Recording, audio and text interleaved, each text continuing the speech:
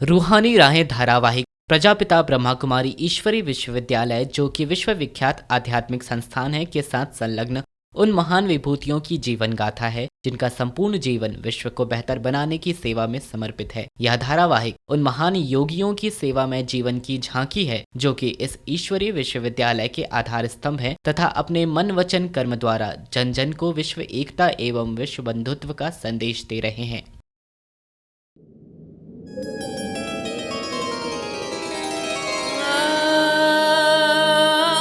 दिव्य गुणों की हैं ये राहें, ऊंचे स्वयमान की हैं ये राहें, विश्व सेवा में समर्पण है ये राहें, परम पिता को अर्पण है ये राहें, ये है रूहानी राहें।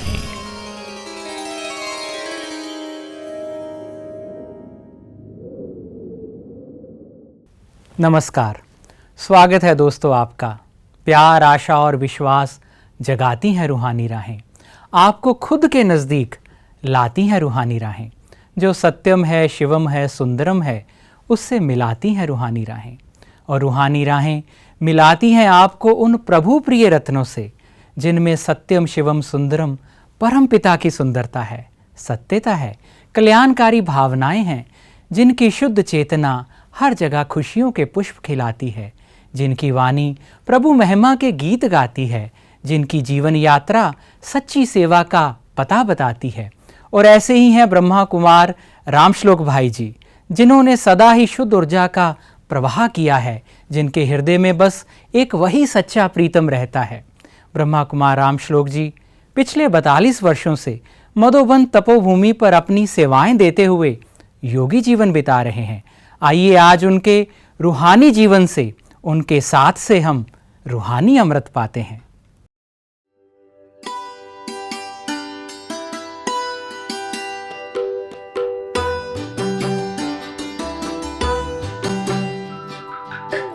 ब्रह्मा कुमार रामश्लोक भाई जी, आपका जन्म 1 जुलाई सन 1949 में हजारीबाग, झारखंड में राजपूत परिवार में हुआ। आपको बचपन से सत्य की खोज थी, जिसके लिए आपने गीता, रामायण, कुरान, ग्रंथ साहिब आदि कई ग्रंथों का अध्ययन किया। 1969 में अपनी मेडिकल की पढ़ाई के दौरान मुजफ्फरपुर में आप ब्रह्मा कुमारीज ईश्वरीय विश्वविद्यालय के संपर्क में आए। यहाँ की राजयोग की शिक्षा ने आपके जीवन को बहुत प्रभावित किया और आपने अपना जीवन ईश्वरीय सेवा में समर्पित करने का निर्णय कर लिया। सन 1971 से आप संस्था के मुख्यालय मधुबन में समर्पित रूप से अपनी सेवाएं दे रहे हैं। लौकिक में राजपूत परिवार से जन्म लेने के कारण घर के लोग तो भक्ति पूजा करते थे, लेकिन मैं भी बिल्कुल अलग था और मैं उन चीज़ों में कम विश्वास करता था। इसलिए बचपन में ही अल्प आयु में वेद, शास्त्र, गीता, रामायण, भागवत आदि का अध्ययन किया। साथ साथ कई धर्मों का भी जैसे जैसे उम्र बढ़ती गई अध्ययन किया, क्योंकि हमें सत्य की तलाश थी। इसलिए मुस्लिम रिलीजन में भी जाकर नमाज़ पढ़ना, वुज़ू बनाना, उनके से रूबरू होना। जब हम 10th क्लास में पढ़ते थे तो क्रिश्चियन स्कूल में एडमिशन कराया गया था, इसलिए क्रिश्चियनिटी से भी संपर्क रहा। जब हम कॉलेज में गए इंटर साइंस में तो गुरुद्वारा में रहते थे, इसलिए गुरु ग्रंथ साहिब और वाहेगुरु वाहेगुरु उनका भी अध्ययन करने का लाभ मिला। और उसके बाद 1969 में मुजफ्फरपुर बिहार में होम्योपैथिक मेडिकल कॉलेज में एडमिशन लिया और उसी समय एक दोस्त के ज़रिए हमें पता पड़ा कि यहाँ ब्रह्मा कुमारी ईश्वरीय विश्वविद्यालय है। तो वहाँ एक दिन हम अपने साथियों के साथ देखने गए और बताया कि यहाँ राजयोग का मेडिटेशन सिखाया जाता है, ज्ञान की अधिक गहराई और आध्यात्मिकता के विषय में पढ़ाई जाती है। मैं पुनः गया इसकी जानकारी के लिए और उसकी जानकारी प्राप्त की, बहुत अच्छा लगा। उसके साथ साथ उस समय ईश्वरीय विश्वविद्यालय के हेडक्वार्टर पांडव भवन से हमारे पुरातन दादा आनंद किशोर गए हुए थे और हमारी टीचर थी दादी संदेशी। दो मम्मा की माँ श्री बहन थी, दादी शांतामणि और दादी संदेशी। उन्हों द्वारा वो माउंट आबू आने वाले थे। हमें कुछ ही समय हुआ था तो उनके साथ साथ हम मधुबन माउंट आबू आ गए।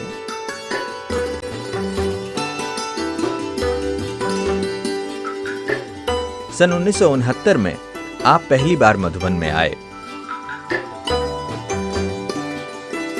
परमात्म मिलन की दिव्य अनुभूति व ब्रह्मा कुमार भाई बहनों के सादगी भरे सेवामयी जीवन ने आपको बहुत प्रभावित किया। 1971 में आप इस विद्यालय में पूर्ण रूप से समर्पित हो गए। दादी जी ने आपको आवासीय व्यवस्थाओं को संभालने के लिए निमित्त बनाया। 42 वर्षों तक आपने इन सेवाओं को बाखूबी निभाया।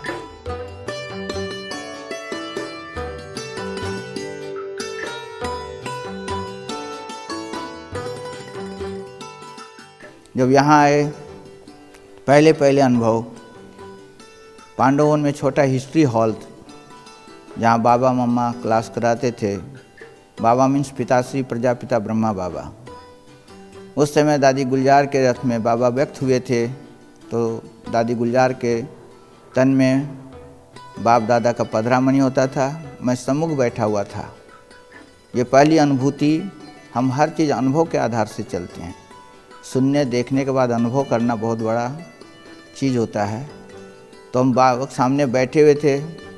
जैसे बाप दादा की पधरामणि हुई, गुलजार दादी ने दृष्टि देना चालू किया और हमें दृष्टि दिया, तो मैं ऐसा महसूस हो रहा था कि मैं इस धरातल से कुछ ऊपर उठ रहा हूँ, क्योंकि अशरीरी हो गए थे, शरीर से डिटैच कि मैं आत्मा भृगुटी में ज्योति स्वरूप मन बुद्धि संस्कार से ही हूँ। नॉलेज तो था, लेकिन उस समय अनुभूति हुई कि मैं ऊपर उठते जा रहा हूँ। लग रहा था कि धरातल से करीब 1 फीट ऊपर उठ गया हूँ। फिर मैं अपने बॉडी को टच करने लगा कि मैं कहीं ऊपर तो नहीं जा रहा हूँ। फिर जैसे ज़मीन को टच किया तो धड़ाम से जैसे बॉडी कॉन्शियस में आ गए। तो वो जो अनुभूति थी, जो परमात्मा के एक नज़र से निहाल, कि शिव बाबा आकर के परमात्मा परम धाम आकर के कैसे हम बच्चों को नज़र से निहाल करते हैं, वो जैसे एक अमिट छाप हो गया। फिर यहाँ से रिटर्न होने के बाद अपनी पढ़ाई पूरी की, DHMS के डिग्री लिया और उसमें कोई डिस्पेंसरी वगैरह नहीं था, तो एक छोटा सा वहाँ ऑफिस था, उसी में होम्योपैथिक मेडिसिन का डिस्पेंसरी हम चालू किए। दवाई भी देते थे और साथ साथ दीदी दादी ने हमको आवास निवास विभाग एकोमोडेशन डिपार्टमेंट का जिम्मेदारी दी। 1970 से हम डेडिकेटेड हैं। 42 वर्षों तक हम ईश्वरीय विश्वविद्यालय में आवास निवास का प्रबंधन करते रहे और यहाँ 25-30 हज़ार भाई बहनें जो देश विदेश से आते हैं आध्यात्मिकता के लिए, ईश्वरीय लाभ लेने के लिए, राजयोग सीखने के लिए, मेडिटेशन के लिए, उनका आवास निवास रहने ठहरने का पूर्ण व्यवस्था, भोजन आदि का प्रबंध कहाँ हो, कार्य में तत्पर रहे। आप राजयोग और आध्यात्म के प्रचार प्रसार के लिए विश्व भर का भ्रमण करते रहते हैं। राजयोग से एकाग्रता की शक्ति बढ़ाने व रोग मुक्त स्वस्थ जीवन जीने के लिए आप आध्यात्मिकता का अपने व्यावहारिक जीवन में प्रयोग करते हैं तथा देश विदेश में अनेकों राजयोग के विद्यार्थियों को इसकी अनुभूति करवाते हैं। परमपिता परमात्मा शिव बाबा कैसे आत्मा में बल भर के शक्ति दे करके कराते हैं, इसकी बहुत अनुभूति और एक्सपीरियंस हुई। तो 42 वर्षों से हम ईश्वरीय कार्य में तत्पर रहे। अभी देश विदेश में भी जाना हुआ, करीब विश्व के सभी महाद्वीपों में हम गए हुए हैं। फर्स्ट टाइम हम 2005 में 78 डेज अराउंड द वर्ल्ड, बड़े बड़े शहरों में, Delhi, Singapore, Hong Kong, Tokyo, Honolulu, पूरा अमेरिका, कनाडा, टोरंटो, यूके, ये सब का भ्रमण, जर्मनी और इसका प्रचार प्रसार करते हुए मेडिटेशन, हमारा मेन सब्जेक्ट जो था कंसंट्रेशन ऑफ माइंड, मन की एकाग्रता। कंसंट्रेशन में जैसे आप कंसंट्रेट करेंगे अपने मन के, 2 शक्तियाँ ऑटोमेटिक आएगी। ये परमात्मा का गिफ्ट है जिसका हमें अनुभव है, वह है निर्णय शक्ति और परख शक्ति। जब भी कोई भी कार्य है आपको करने के लिए 2 शक्ति की ज़रूरत होती है, निर्णय और परख। कोई भी चीज़ को आप जजमेंट करें कि राइट है, रॉन्ग है, सही है, गलत है, क्या करना है, नहीं करना है। और ये शक्तियाँ राजयोग से, परमात्मा से डायरेक्ट कनेक्शन से शक्तियाँ प्राप्त होती है। और जैसे आप निर्णय शक्ति और परख शक्ति पर कमांड करते हैं, फिर परमात्मा 2 शक्ति विशेष फिर मिलती है, वो है catching power and touching power. आपको हमेशा टच होते रहेगा, आत्मा को ये महसूस होते रहेगा कि करना क्या है। Can you catch it. अपने अगर एकाग्र एक ही संकल्प में हैं और इन पर अगर कमांड कर लिया, फिर आपके पास 2 शक्ति आएगी, वो है ruling power and controlling power. You have to rule our own sense organ. अपने कर्म इंद्रियों पर रूल करना, कंट्रोल करना। हमारी नज़रें कहाँ जाती हैं, हम क्या देखते हैं, हमारी वृत्ति में क्या है। वृत्ति से वायुमंडल बनता है, इन सब का प्रैक्टिकल अनुभव। तो उसका रूलिंग और अपने ऊपर कंट्रोलिंग। खान पान कोई चीज़ देख करके लालच में तो नहीं हम खा रहे हैं, वहाँ तो नहीं जा रहे हैं। तो इस तरह से अपने कर्म इंद्रियों पे जो स्वराज्य अधिकारी बनेगा स्व का, और इसी के प्रसार के लिए अभी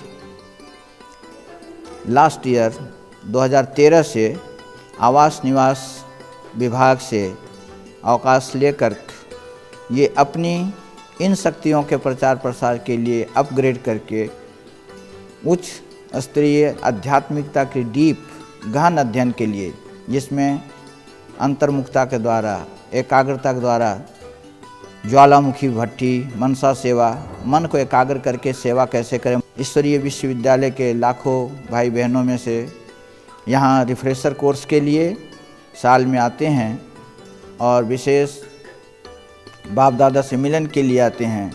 तो अभी हम रात्रि 2 बजे से 5 बजे तक 3 घंटा एकाग्रता, कैसे सबको एकाग्र करें, आपके संकल्पों की सिद्धि। आप जो सोचेंगे वही होगा, या जो होना होगा वो आपको टचिंग करते रहेगा।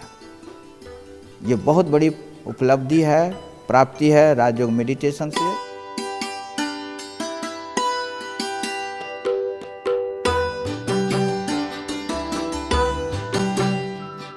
आप तीक्ष्ण बुद्धि और विलक्षण स्मरण शक्ति के धनी हैं।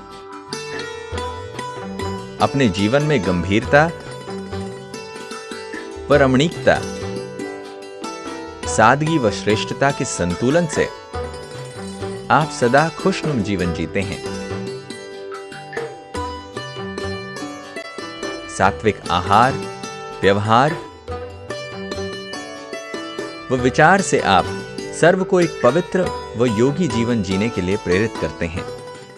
अगर अपने आप हेल्थ को ठीक रखते हैं, अपनी तंदुरुस्ती ठीक रखते हैं, तो आप अपने वेल्थ को बचा सकते हैं। क्योंकि आज दुनिया में हम देखा है, एक डॉक्टर होने के नाते भी, आध्यात्मिकता के नाते भी, कि आज अपनी कमाई का 60%, 40 to 60% जो मनी है हेल्थ में इन्वेस्ट करते हैं।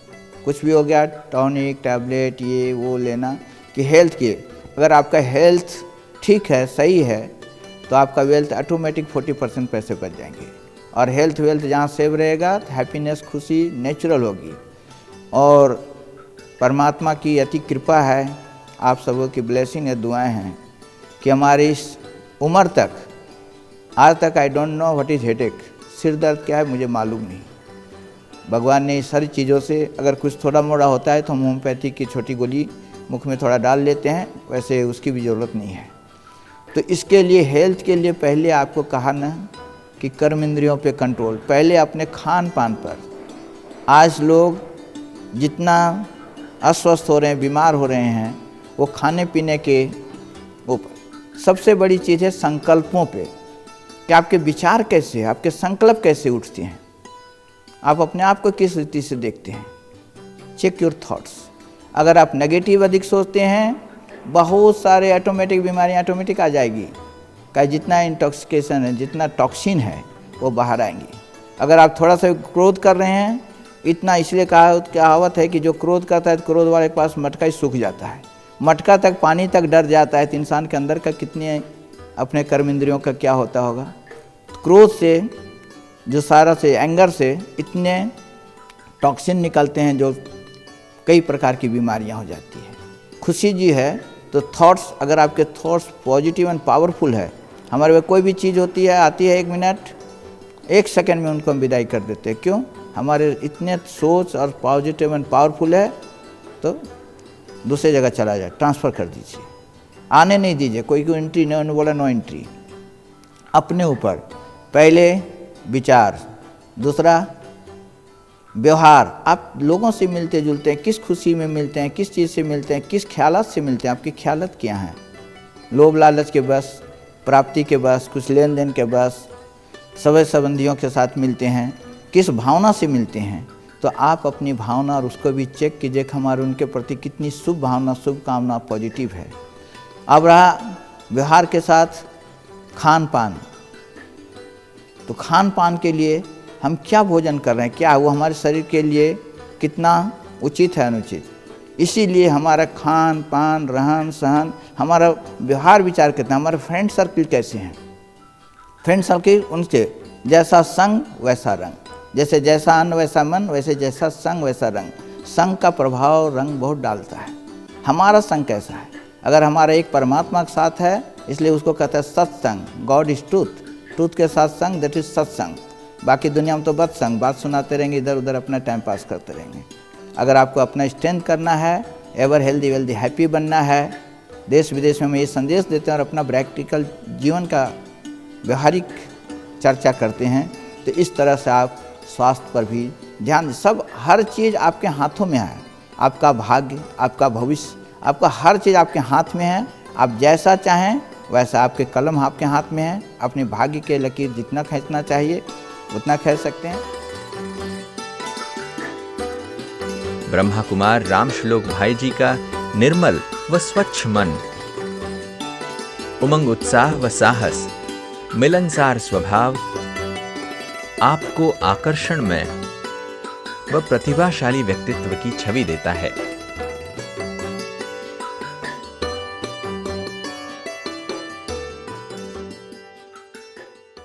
आज आपने मुलाकात की ब्रह्मा कुमार राजयोगी रामश्लोक जी से। दोस्तों, रूहानी राहें आपके जीवन को अलौकिक कलाओं से सजाती है और रूहानी यात्रा आपके लिए बहुमूल्य उपहारों को लाती है।